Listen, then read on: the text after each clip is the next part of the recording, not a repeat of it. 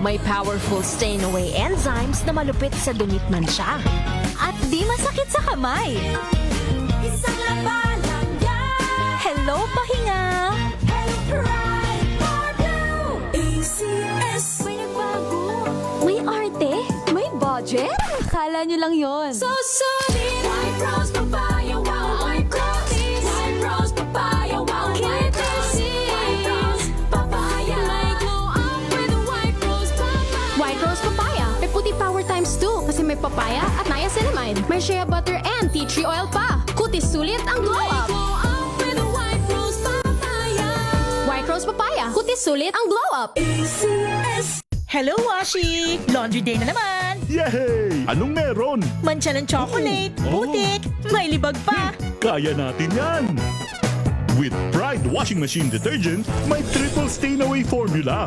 Tanggal ang makapit, madikit, at malupit na dumit mancha. Kaya easy-easy ang labada. Mula noon hanggang ngayon! All you need is pride. All you need is pride. ACS. Jiggy Manikad po. Bilang isang broadcaster, mahalaga sa akin ang tamang impormasyon. Sa lahat ng bagay, kahit sa food supplement, mapanuri ako. Kaya dito ako sa subok ng MX3 capsule. Ito'y may alpha, beta at gamma mangosteen. Para sa akin, sigurado ako sa MX3 capsule. Dito ako believe. Mahalagang paalala, ang MX3 capsule ay hindi gamot at hindi dapat gamiting panggamot sa anumang uri ng sakit. Maulan man, no worries na amoy kulong ang damit. Charm, Fabcon, bangong pumakabloom.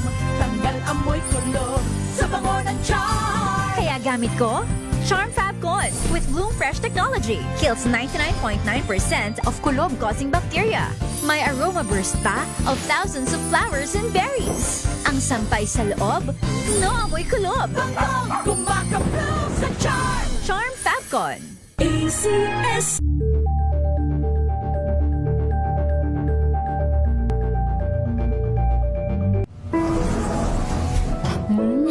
Amoy forever. Amoy LQ. Amoy New Cala Berry Blooms. Amoy Cala, amoy good vibes.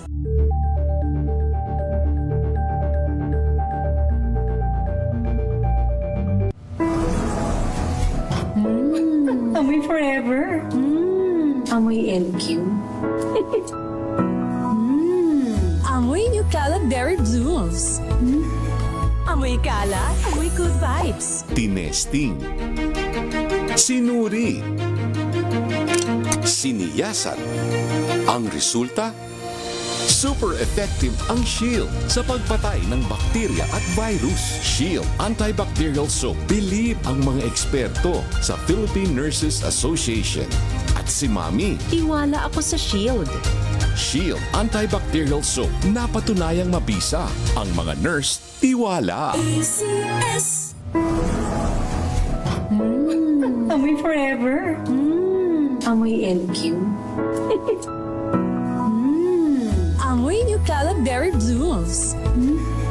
Amoy Cala, amoy good vibes.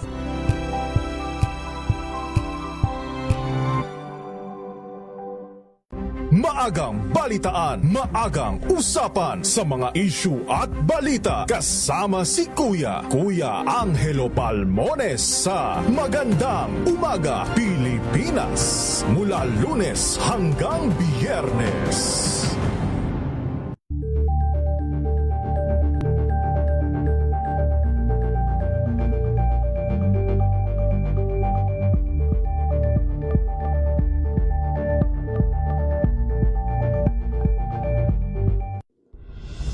Tuloy-tuloy ang pagtulong. Tuloy-tuloy ang pagsesir.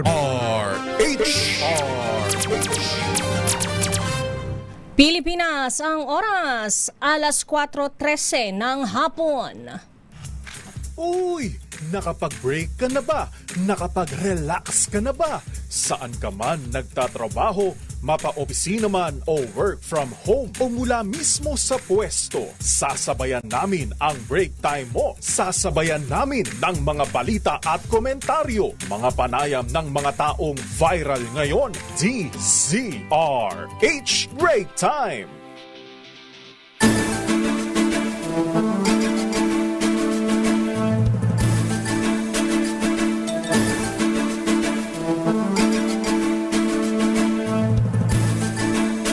At makakasama niyo po sa isa na namang edisyon ng Break Time. Ako po si Thea Petro Carpuz. At sa ngalan ni Boss Deo Macalma at Tracy Bayan, ito ang inyong lingkod, si Romel Fuertes.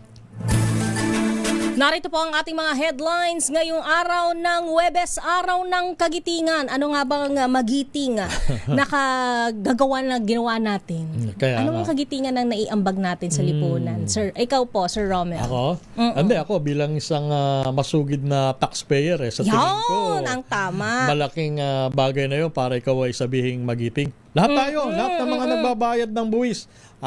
Yes. Para sa akin, magiting na gawain yan. Okay, at narito na ang ating mga headlines ngayong araw na ito, Abril 9. Bawas presyo. Sa nako, itong magandang kagitingan talaga na nangyari sa ating buhay. Bawas presyo sa produktong petrolyo na mumuro sa susunod na linggo. Halaga ng langis sa world market, bumaba na. Pero usog. Sana matuloy. Posibleng sabwat na naman ng oil companies sa pagtatakda ng price increase, pinaiimbestigahan sa Kamara. Pinagmula ng fake news tungkol sa issue ng kalusugan ni Pangulong BBM, inaalam na ng PCO. Pangulong Marcos dumalo sa seremonya ng paggunita sa Araw ng Kagitingan sa probinsya ng Bataan. NBI Director Matibag tutugon sa sabina ng House Committee on Justice at dadalo sa impeachment hearing sa Abril 14. Tropical depression sa labas ng PAR, posibleng maging super typhoon. Heat index sa 19 na lugar, napipintong pumalo sa dangerous level. Hindi pa pala.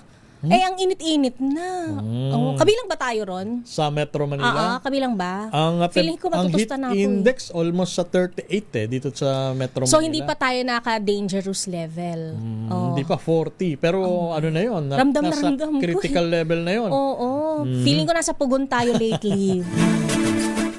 Tensyon o may-ari at driver ng SUV na nag-counterflow at gumamit pa ng blinkers, pinagpapaliwanag ng LTO. Tensyon sumiklab sa Quezon City, mga bahay na nasunog, pinademolish, mga apektadong residente, umalma. RH Break Time! Yan ang ating mga headlines. Narito na ang detalye ng ating mga nagbabagang balita. Good news! Magandang balita!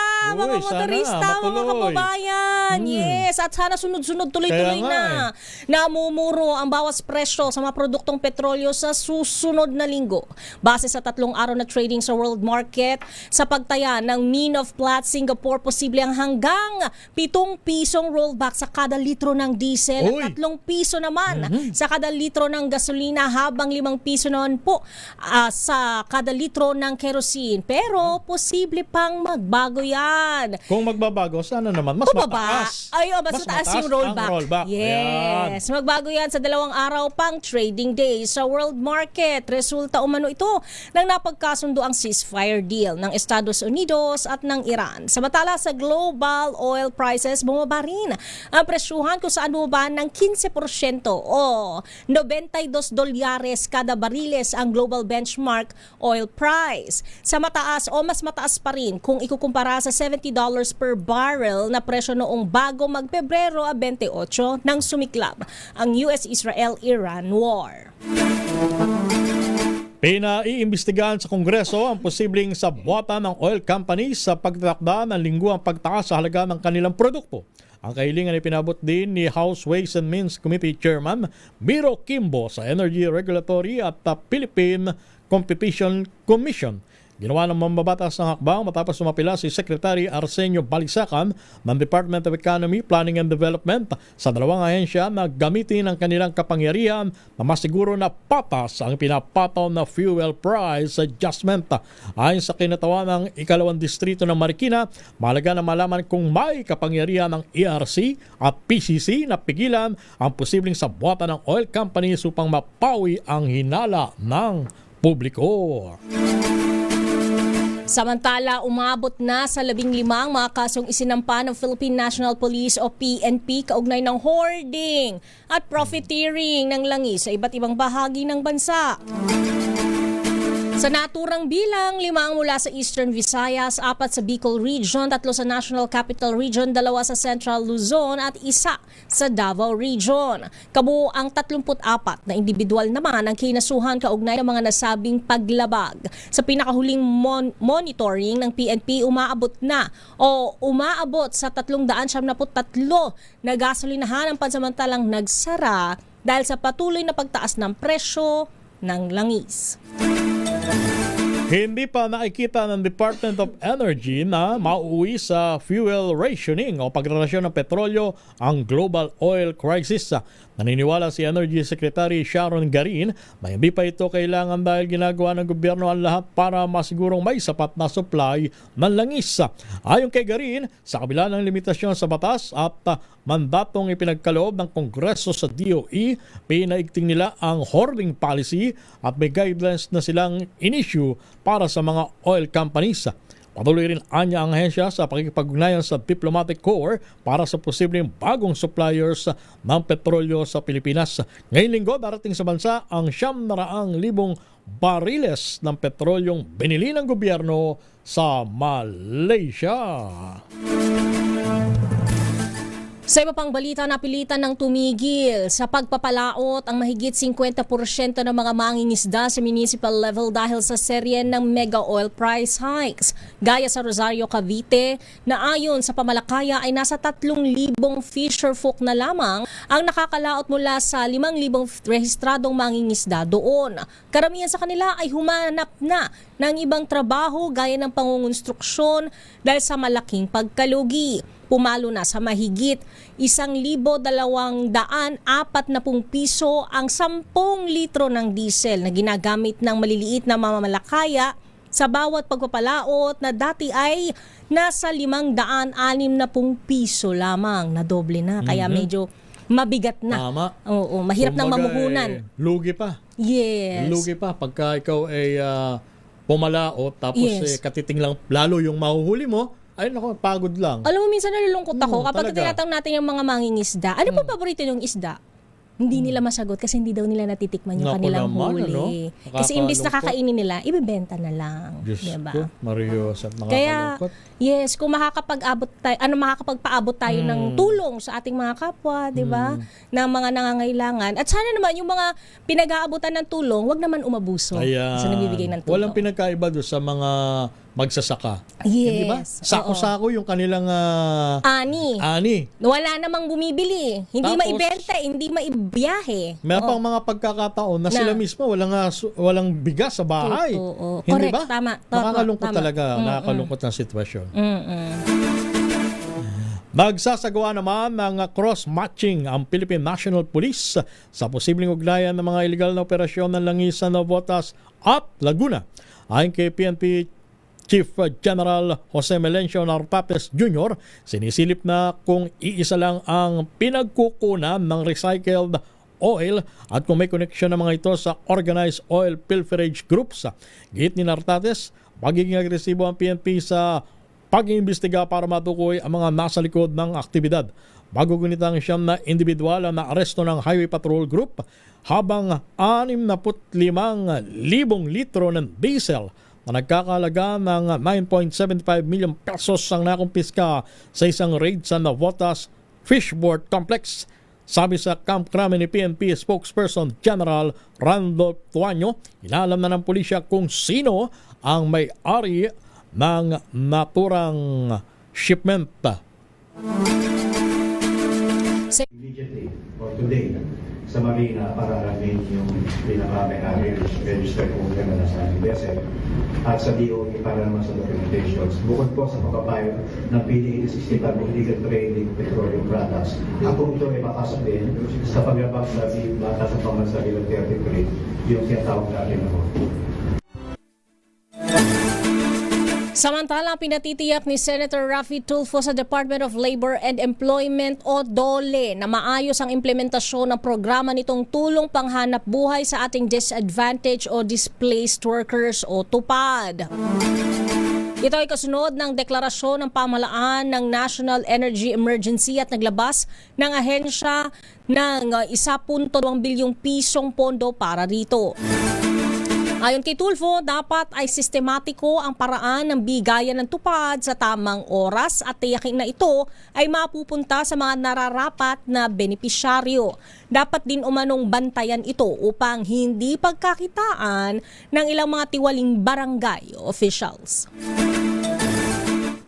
Samantala, masihigpitan pa ng Philippine National Police ang pagbabantay sa presyo ng mga pangunahing bilihin para matiyak na hindi tataas ang halaga nito hanggang sa katapusan ng buwan.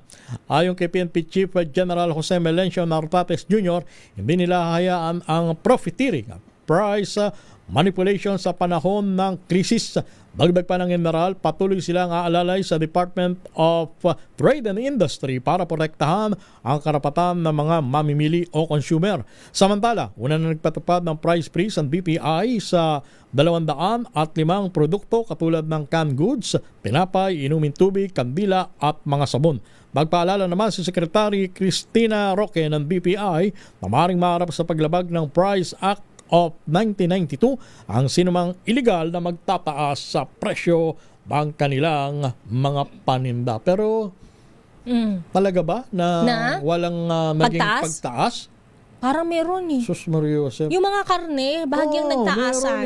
Meron eh. Siguro mas mainam na Umikot sila. Para malaman nila yung sitwasyon sa ground. Which reminds me, alam mo, in fairness sa Marikina Public Market, alam nila kung saan ako namimili.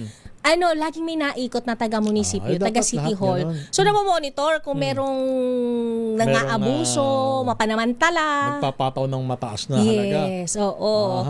Kaya kapag nakikita ko, baka naman paglabas confident ako na mamili. Bakit paglabas? Baka paglabas, iba na yung presyo. So far, hindi pa ako nadurugas. Very good. Nadurugas. Kaya, love ko yung mga taga-Marikina Public Market. Sa isang banda, alam mo, Miss Thea, hindi naman sa kinukonsinti natin yung mga nagtataas. Minsan hindi mo rin sila masisi. Kasi kukunin nila yung produkto sa mas mataas na halaga din. Totoo naman. Oo. Pero so kasi wala silang ibang choice. Kaso hindi natin yan ma-confirm. Yan, isa pa. Oo. Kasi ako bilang mamimili ko, consumer, okay lang naman sa akin, kahit papano. Kumbaga may buffer pa ako sa pagbabudget Kaya nga tayo nakikipagtawaran pagka bumibili, di ba? Kaya kung bibigyan mo ako ng tawad, edi salamat. Kaya kung hindi, edi ako yung mag-a-adjust ng bibiling ko. Imbis na 1 kilo, kung ano yung kasya dun sa budget ko, yun ang mag-a-adjust. At kung talagang hindi talagang mapipigilan ang pagtaas ng presyo, huwag naman yung sobra. Oo. Wag naman yung sobra. Wag naman abusado. Sabi nga natin, wag tayong maging oportunista sa ganitong mga kalagayan. Ay lahat naman tayo nangangailangan. Yes, nangangailangan at naapektuhan. Tama. Sabi nga moderate the greed. Oo. Pagka yumaman ako, hindi nyo pa rin mararamdaman. Kuripot pa rin. Seriously, yes. Pagka dumating naman sa punto na nagbalik sa normal ang sitwasyon. Oo naman. Hindi ba? Everybody happy ulit. Yes, at mararamdaman natin na little by little, bumaba na rin ang presyo. Pero sa ngayon, strictly, sana, walang magsamantala. Ayan. Pero sana talaga matupad yung yung paggalaw, pababa ng presyo ng mga produktong petrolyo. Kasi pag bumaba, lahat yan, bababa. Damay-damay yan. Sabi nga, domino effect Yes. Kaso nakakalungkot naman yung pahayag ng ng Department of Energy. Ayan. Alam mo, minsan hindi sabi ko nila, kung pampalakas sila ng loob, nakakapanghina Di ba, ang sabi kahit daw bumaba ang presyo ng krudo sa pandaigdigang pamilyan, hindi agad-agad mararamdaman. Pagkapagtaas, nararamdaman agad. Kapag pababa, bakit ayaw yung ba't yung pinagdadamot? Sana naman, iwasan natin yung mga ganong statement kasi nakakababa ng moral Nakabanyekas na ako Yes. Kasi naapekto na talaga ako. Imagine, pagbaybay ko pa ba lang dito wala ka na nga magawa sa produktong petrolyo. Kasi nagkakaroon pa ng pagsikip ng daloy ng trapiko. So, di ba't nasasayang ang ating mga crudo, ang ating mga fuels? Double whammy, di ba? Masakit sa heart. Tapos ang init pa ng panahon. Ang laki naman ng font. Galit na sa atin si Het. Commercial na po. Saglit lang. Nagdidiskusyon pa sa gastusin. Ayaw na daw niya nung topic natin kasi apektado na ang kanyang Masakit na ba bulsa. sa tenga, Het? Ayan, sige. Babalikan pa natin yung pang detalye ng ating mga nagbabagang balitang tropical depression sa labas ng Philippine Area of Responsibility. Posibleng maging super typhoon. At ito, naku, para magkaiba, no? Super typhoon, pero ang heat index sa 19 na lugar, napipintong pumalo sa dangerous level. Grabe. Ang dami nangyayari Kaya nga. sa ating bansa. Biruin Tapos mo, magkakaiba. may bagyo sa panahon ng tag-init. Oh, 'di ba? Ay, nako, kaya iba yung pag-iingat. Anyway, ilan po munang paalala mula sa ating mga kaibigang advertisers. Pilipinas, ang oras 29 minutos makalipas ang 4:00 ng hapon. Ang oras na yan ay hatid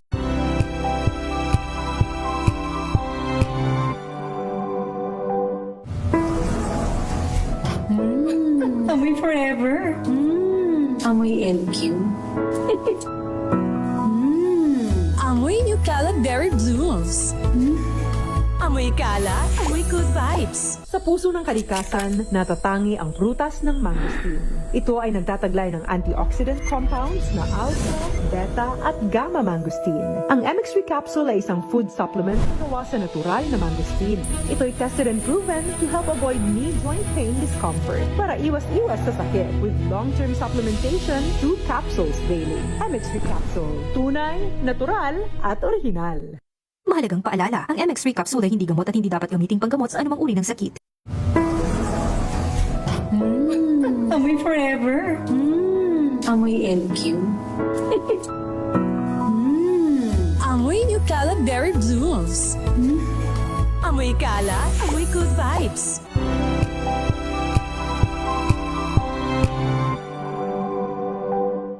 Maulan man, no worries na amoy kulob ang damit. Charm Fabcon, bangong kumakabloom, tanggal amoy kulob sa bango ng charm. Kaya gamit ko, Charm Fabcon with Bloom Fresh Technology. Kills 99.9% of kulob-causing bacteria. May aroma burst pa of thousands of flowers and berries. Ang sampay sa loob, no amoy kulob. Bangong kumakabloom sa charm. Charm Fabcon. ACS.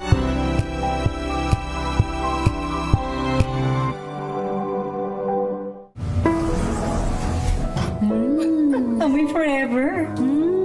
Amoy LQ. Amoy New Caleb Berry Blooms. Amoy kala, amoy good vibes.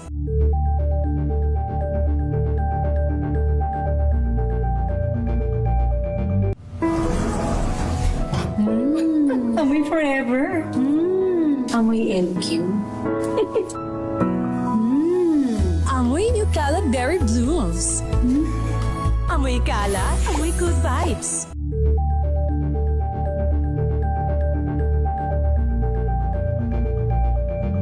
Hello, Washi! Laundry day na naman! Yay! Anong meron? Mancha ng chocolate, putik, may libag pa! Kaya natin yan!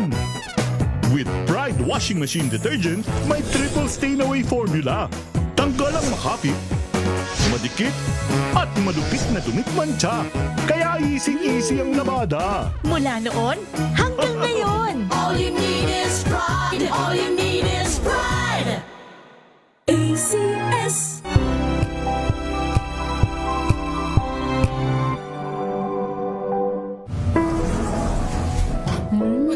Amoy forever. Amoy LQ. Amoy New Caleb Berry Blooms. Amoy kala, amoy good vibes.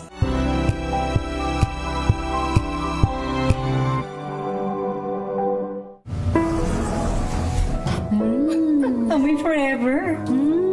Amoy LQ.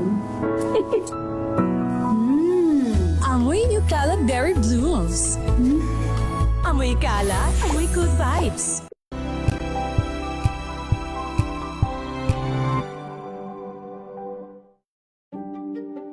Buklatin ang mga pahina. Pakinggan ang boses ng lipunan. Tunghayan ang mga issue mula sa ibang katayuan. Nakakalungkot kasi deserve ba namin ng ganito? Na hindi nila alam kung ano talaga yung kanilang mga karapatan. Yung gobyerno, tinulungan nila yung kanilang magsasaka. Pinapatahimik tayong lahat using various laws. Through education, kayang-kaya nating baguhin yung ganitong klaseng pag-iisip. Isang kwento, iba't ibang anggulo. Dito, sa Point of View.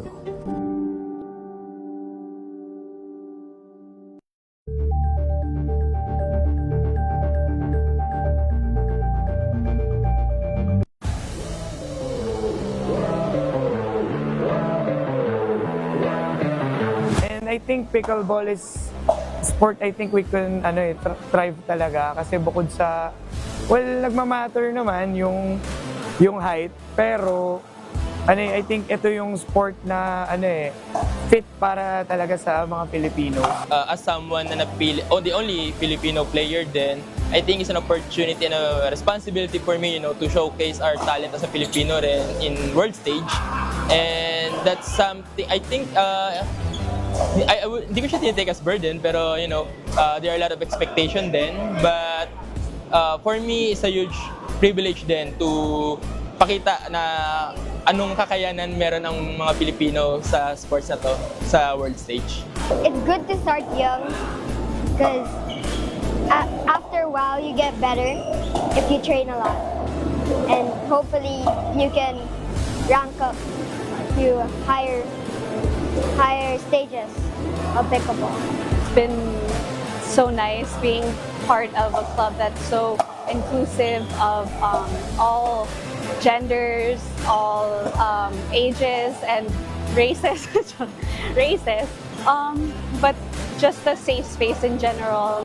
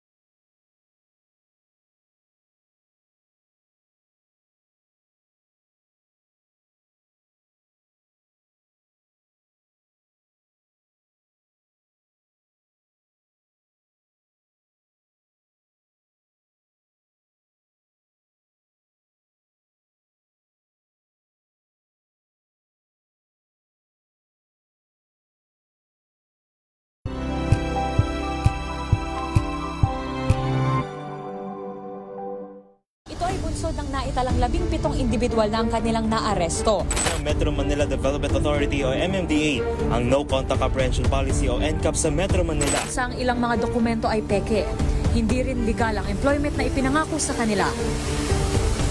Sa mata ng batas, mananagot ang sangkot at may sala. Dahil sa bawat paglabag, may karampatang parusa. Alamin ang mga pananagutan sa likod ng mga bawal. Dito sa Hoy! Bawal Yan, tuwing Sabado, alas 11:30 ng umaga. Dito lang sa DZRH TV.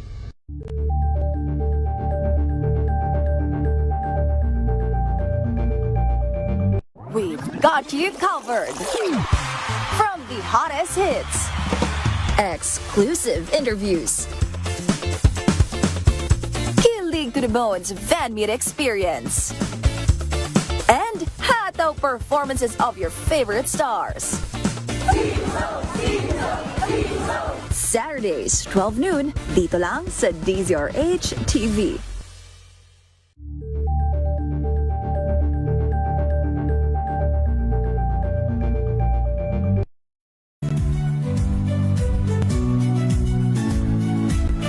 Magandang araw mga kaibigan. Ito po ang inyong balerina ng bayan, si Lisa Macuja Elizalde, na nag-aanyaya sa inyong samahan kami at ang aming mga espesyal na panauhin para sa kalahating oras ng masayang kwentuhan sa aming programang Art to Art, kung saan ang usapang sining at kultura ay para sa lahat.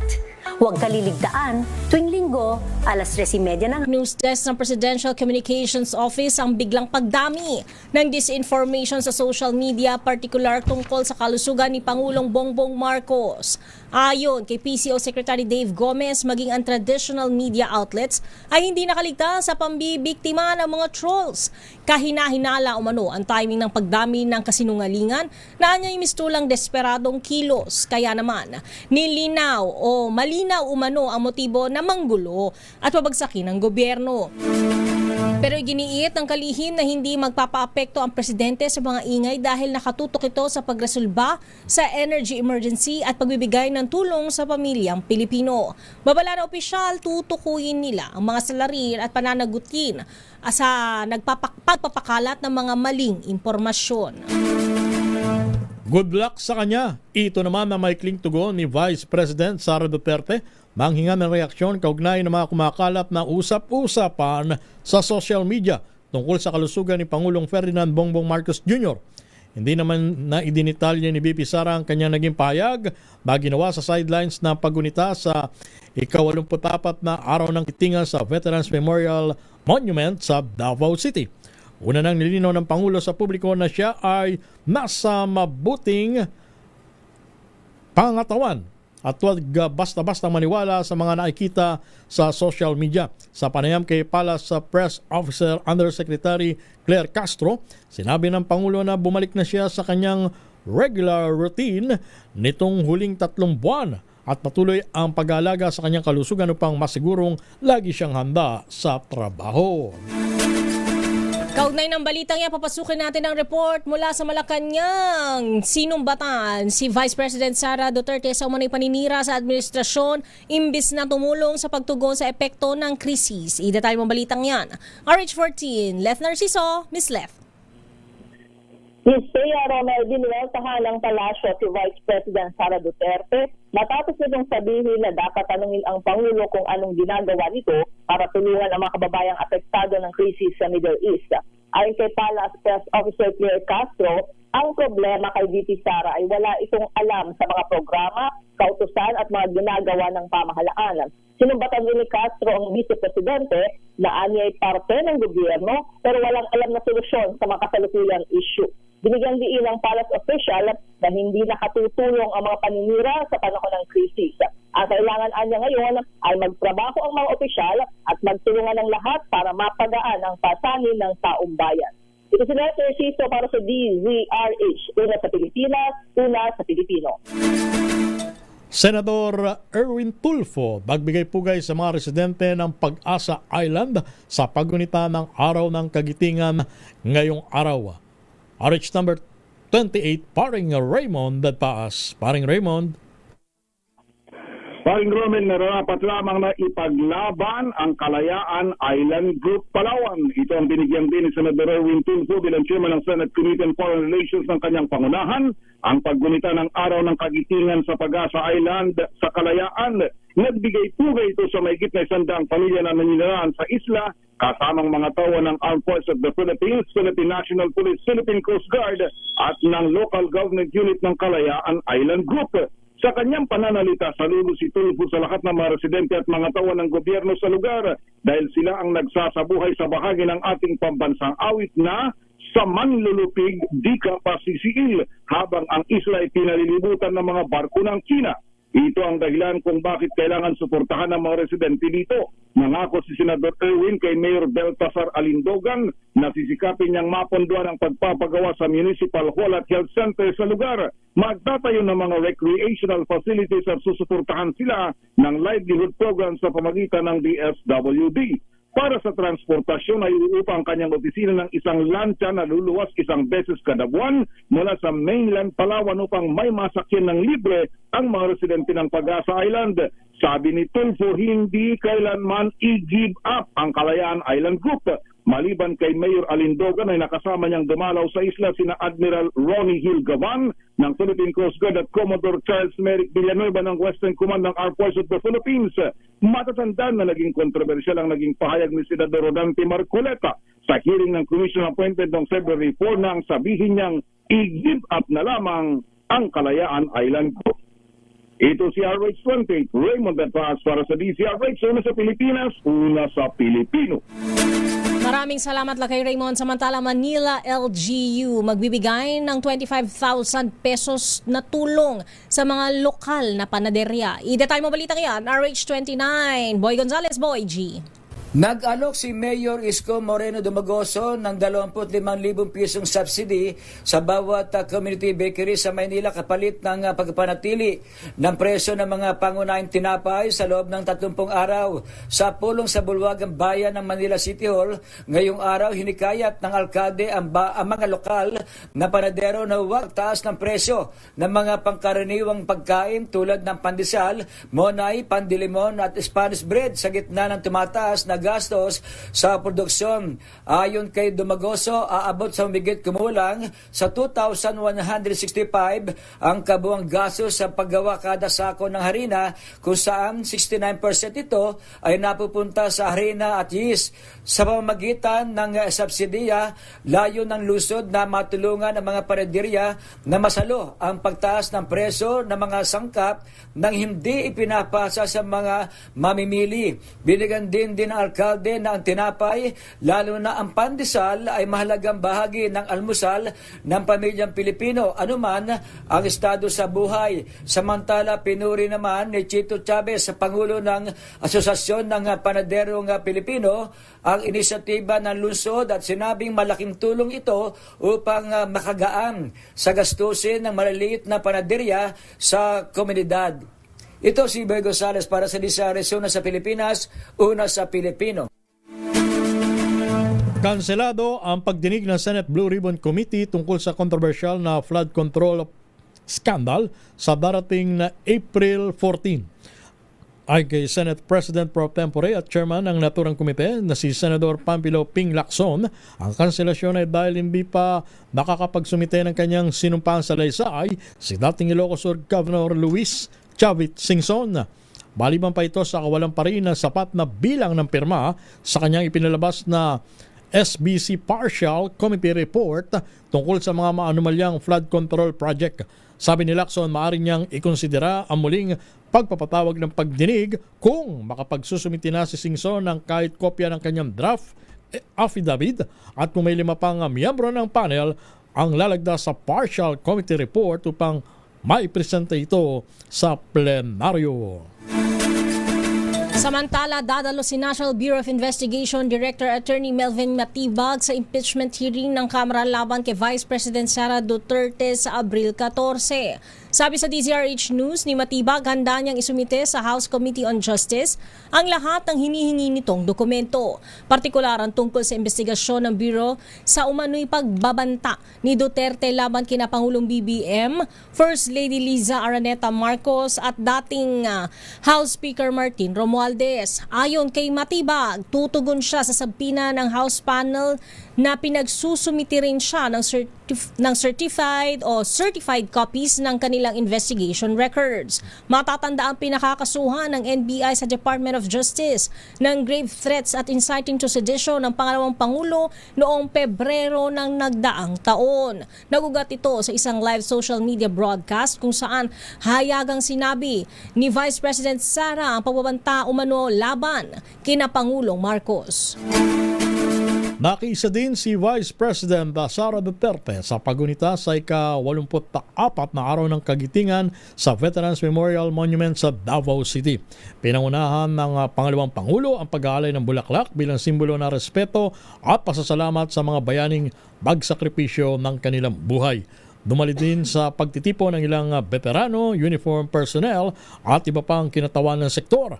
Samantala, sa video message ni BP Duterte, iginit nitong ang tunay na kagitingan ay matatagpuan sa matibay na paninindigan na protektahan ang soberenya. Kagaya ng ating mga bayani sa Bataan, huwag tayong sumuko. Harapin natin ang mga hamon ng ating panahon, taglay ang parehong diwa ng katatagan. Paninindigan ang isang matatag, ligtas at tunay na malayang Pilipinas. Samantala, sinariwa ni Pangulong Bongbong Marcos ang sakripisyo ng mga bayaning Pilipino na nakipaglaban sa Bataan para sa ating kapayapaan ngayong araw ng kagitingan. Kinikilala nito ang mga veterano na anyay hindi makakalimutan ang kanilang ambag, lalo na sa ating kasaysayan sa kanyang talumpati sa Mount Samat sa Pilar, Bataan kanina. Binigyan din ni Pangulong Marcos na iba ang hamong kinakaharap ngayon kumpara noon, gaya ng mataas na presyo ng langis pero patuloy na sinisikap pa rin na kaharapin. Sabi ni Pangulong BBM, sa panahon ng krisis, kinakailangan balikan ang katatagan o katangian ng pagiging Pilipino na pakikipagkapwa at pagtutulungan na makatutulong maibsan ang bigat ng dinadalang problema. Kailangan natin balikan ang isang mahalagang bahagi ng katangian ng bilang Pilipino, ang pakikipagkapwa. Dapat natin kilalanin na ang bawat isa ay may parehong pangangailangan, may parehong pangarap, at may parehong pinagdadaanan. Yan po ang tinig ng ating mahal na Pangulo. Ilan po muna muling paalala mula sa ating mga kaibigan. Pilipinas, ang oras 49 minutos makalipas ang alas 4 ng hapon. DZRH number 1 na naman sa Metro Manila.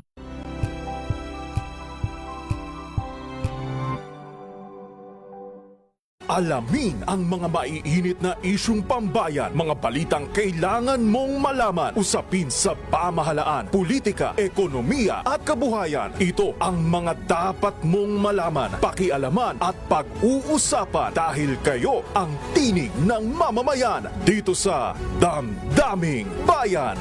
Live sa DZRH Radio, DZRH TV at DZRH Digital. Kasama sina Lakay, Deo Macalma at Elaine Apit. Araw-araw, Lunes hanggang Biyernes. Damdaming Bayan. Number 1 na naman ang inyong DZRH sa latest survey ng Kantar Media na inilabas nitong January 2026. Hindi lang sa Metro Manila, kundi pati rin sa Mega Manila. Patunay na DZRH lang ang inyong tunay at totoong pinagkakatiwalaan. Taos-puso po kaming nagpapasalamat sa inyong patuloy na pagtitiwala dahil ang DZRH una sa Pilipinas, una sa Pilipino. Saan ka man sa mundo, tayo Pilipino.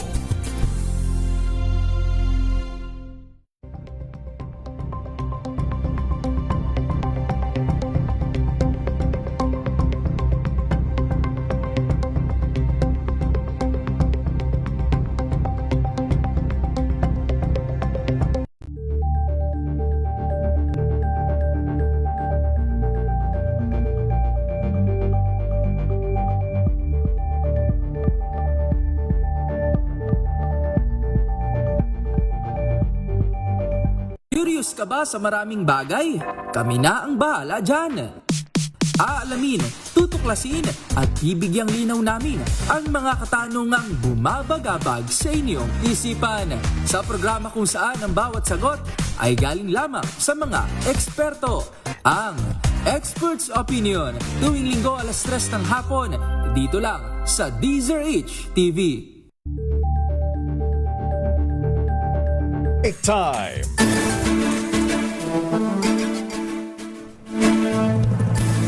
Bahagyang nagkaroon ng tensyon sa pagitan ng mga nasunugang residente sa Nia Road, Barangay Pinyahan at sa Quezon City Police District o QCPD. Sa ulat ni RH5 Val Gonzales, umalma ang mga residente nang simulang gibain ang mga itinayo nilang istruktura sa lugar. Saad pa ng mga residente, dapat magkaroon muna ng relokasyon bago isinagawa ang umano'y demolisyon. Paglilinaw naman ng Quezon City Housing Department, hindi demolisyon ang kanilang ginagawa kundi clearing operation dahil hindi na umano pwedeng tirhan ang nasunog na mga bahay. Dagdag pa ng mga otoridad, nagsimula ang tensyon doon sa mga residenteng hindi na isama sa bibigyan ng itatayong murang pabahay handog ng lokal na pamahalaan. Magugunit ang higit 3,000 residente ang nasunugan sa Barangay Pinyahan nitong nakaraang buwan. At para bigyan pa tayo ng karagdagang impormasyon ukol sa balitang ito, ukol pa rin sa Quezon City Local Housing Department sa kanilang paglilinaw na hindi demolisyon kundi clearing operation ang ginawa sa Nia Road para sa itatayong pabahay ng mga residente. Ano ang update dyan, RH5? Val Gonzalez, Val. Misaya at Ray, hindi nga raw demolition kundi clearing operations ang patuloy ngayong isinasagawa ng Quezon City Government sa nasunog ng mga kabahayan sa Nia Road, Barangay Piñahan, Quezon City. Ito ang inihayag ngayon ni Attorney Jojo Conejero, ang Department Head ng Quezon City Housing, Community Development and Resettlement Department kasunod ng nangyaring tensyon sa paggiba sa mga estruktura kaninang bago mag-alas 2 ng hapon. Ayon kay Attorney Conejero, 7 gusali ng high-rise building na mayroong tig-12 palapag ang itatayo ng National Housing Authority, DSUD at City Government sa lugar para din sa mga residente. Nagkaroon aniya ng tensyon at umalma ang ilang mga individual, pero ang mga ito aniya ay mga hindi na qualified sa housing privileges dahil sila ay mga relocated na o yung nabigyan na ng pabahay ng gobyerno. Batay sa record ng Quezon City Local Housing Department, sabi ni Conejero, nabigyan na ng tiga-60,000 pisong cash ang mga registered resident, 35,000 piso kada isang mga renters at mga sharers, habang mayroon pa raw tig 38,000 pesos na ibibigay naman mula sa DSWD. Pakinggan natin si Attorney Conejero. Sila sa gagawin pabahay mo. Anong panawagan po ninyo para mapacify, Attorney, yung kalooban po nila dahil hanggang ngayon ay may resistance pa ho sa kanilang panig? Ako po, magtulungan po tayo kasi ginagawa po itong proyekto na to hindi po para kung kanino man. Ginagawa po itong proyekto na to para po sa kanila. Sa kanila po to, wala pong iba. Ako po mismo sa opisina po namin, bilin po ng aming mayor, ni Mayor Joel Belmonte, na siguraduhin na walang makakapasok na hindi taga Nia Road sa proyekto ng gobyerno. Okay, hanggang yung binanggit ninyong period of time na 180 days, kung tama yung pagkakarinig ko, hanggang kailan matatapos po yung structure? Ang construction period po ay 18 months. Ang gagawa po dito ay Mega White at CSC Builders. Kaya po prefabricated na within the standard ng housing. Kaya 18 months yung construction na gagawin. At kailangan po natin makapag-start kasi paano po yung mga naniwala na po sa proyekto at nangupahan na po sila. Kailangan po namin may turnover po ito ng December 2027. Paano po yung terms and condition doon sa mabibigyan po ng unit dito sa itatayo po ninyo? Para nga po maging affordable po yung proyekto, gagamitin po natin yung rental housing program ng ating lungsod. Which is? Na 800 pesos na upa lamang para po sa kanila. Meron din po tayong plano na yung lahat ng gagawin na commercial area sa baba ay gagawin po natin cooperative para po sa kanila. Gagawin po namin silang kooperatiba para magnegosyo po sila sa baba at para parehas po sila umangat. Okay, sige. Thank you. Thank you, Attorney.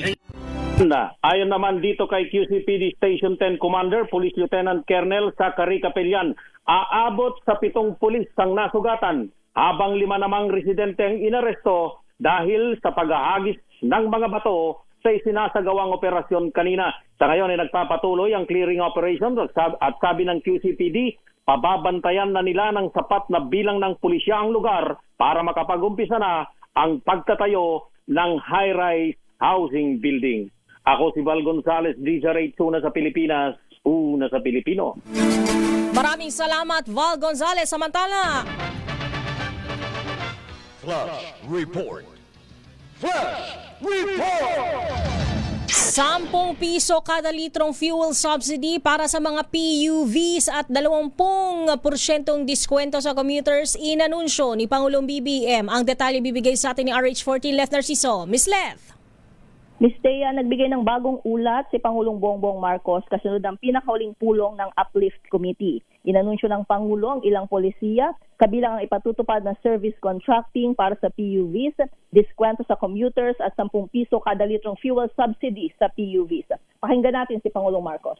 Mga kababayan, nagpulong muli ang Uplift Committee upang talakayin ang pinakahuling development na nangyari sa Middle East, pati na mga hakbang ng pamahalaan upang maibsan ang epekto nito sa ating bansa, lalong-lalo na sa patuloy na pagtaas ng presyo ng krudo. Kaya naman, simula April 15, ipapatupad ng DOTR ang Service Contracting Program. Sa ilalim ng programang ito, babayaran namin ang ating mga operator at driver ng mula 40 pesos hanggang 100 piso kada kilometro.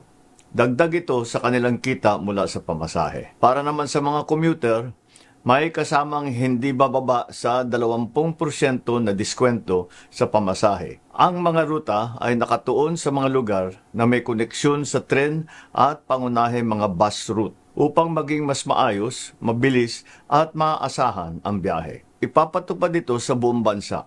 Sasaklaw sa humigit kumulang 50,000 na PUV, 1,000 operator at aabot sa 15 milyong pasahero. Ang service contracting program ay ipapatupad sa off-peak hours upang masigurong may masasakyan pa rin ang ating mga kababayan kahit hindi sa rush hour.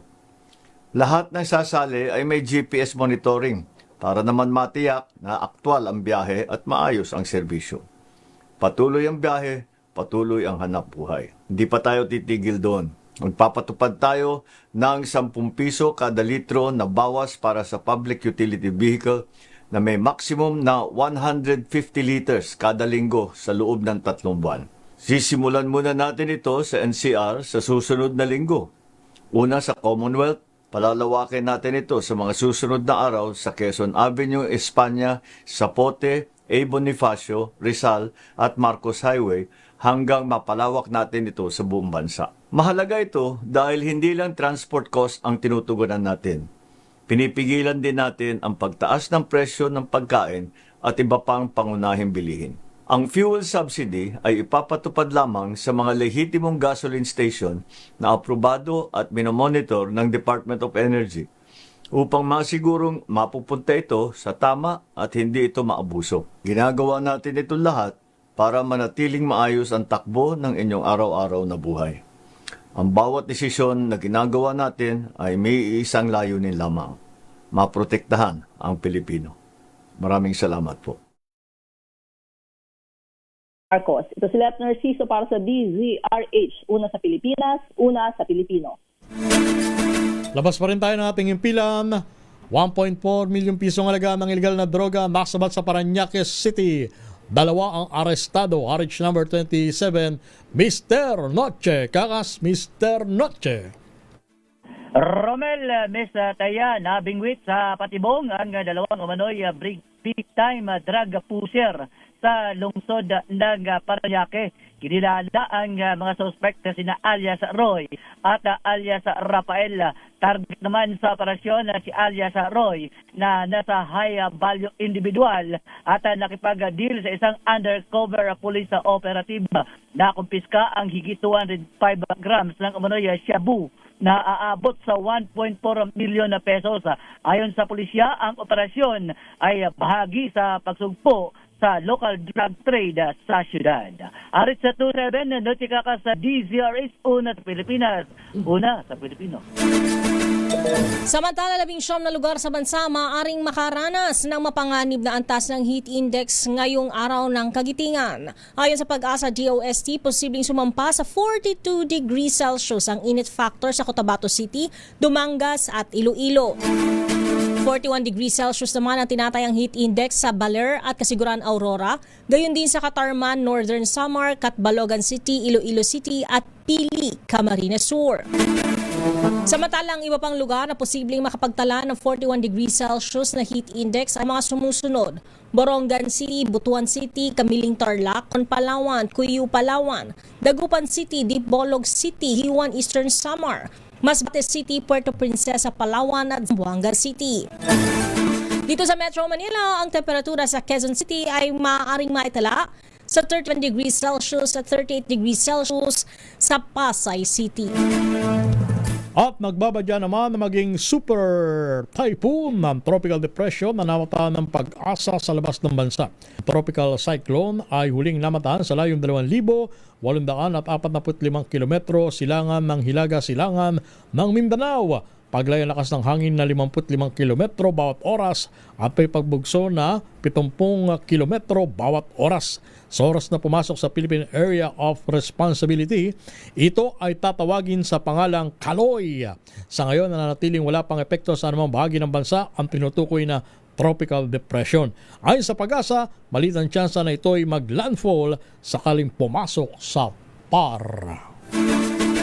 Samantala, dumako naman tayo sa ating Global Break Time News. 182 patay.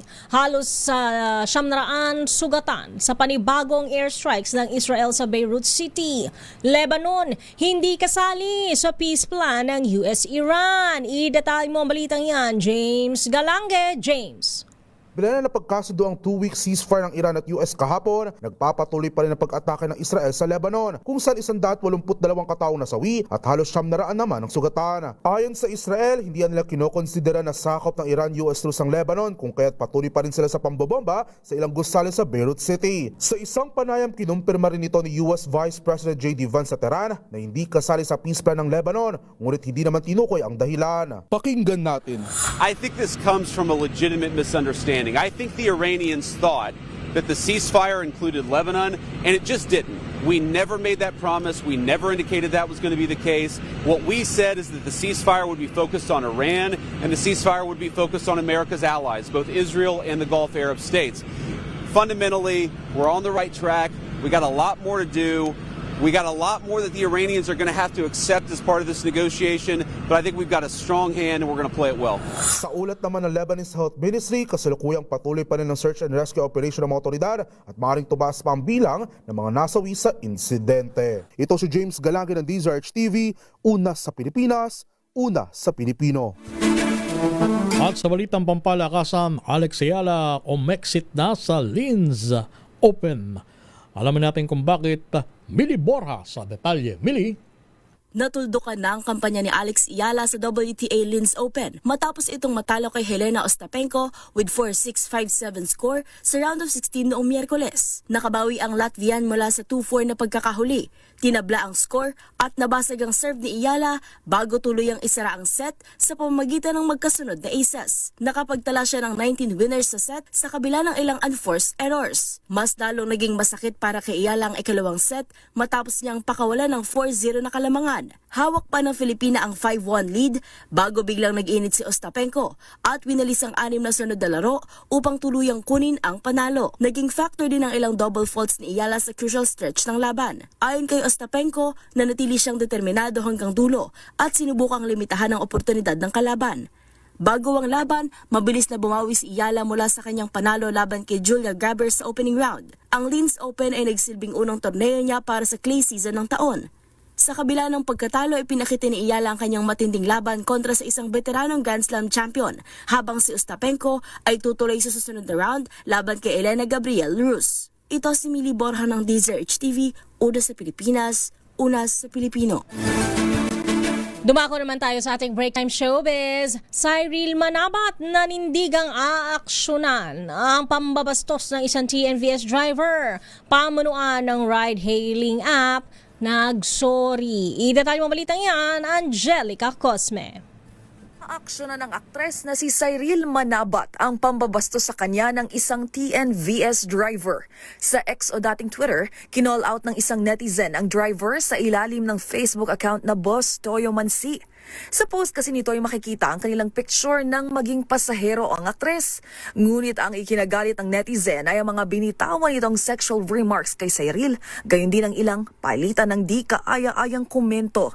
Ang post agad nakarating sa former Pinoy Big Brother housemate at dito nanindigan siyang hindi palalampasin ang insidente. Sa pagkakaalala ni Cyril, papunta siyang trabaho noong sumakay doon. Maayos pa nga raw silang nagkausap at nabigyan pa ng tip ang mama. Ngunit ganito pa ang tila isinukli sa kanya.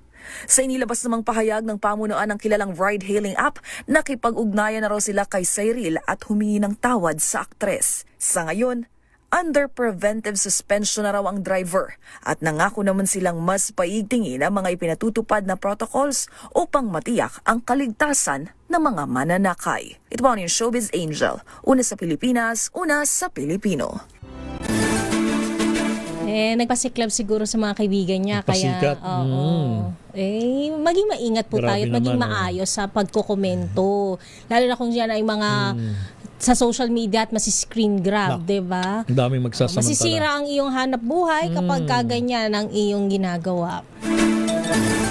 At Yan na po ang kabuuan ng ating palatuntunang break time ngayong araw na ito. Nakasama niyo po ako po si Thea Pecho Carpuz. At sa ngalan ni Boss Deo Macalma at Lakay Ray Sibayan, ito ang inyong lingkod, si Romel Fuertes. Susunod na po ang balansyadong pagbabalita hatid sa atin ni Ka Henry Uri at Miss K. Karen Oyong. Pilipinas, ang oras, alas 5:08 ng hapon.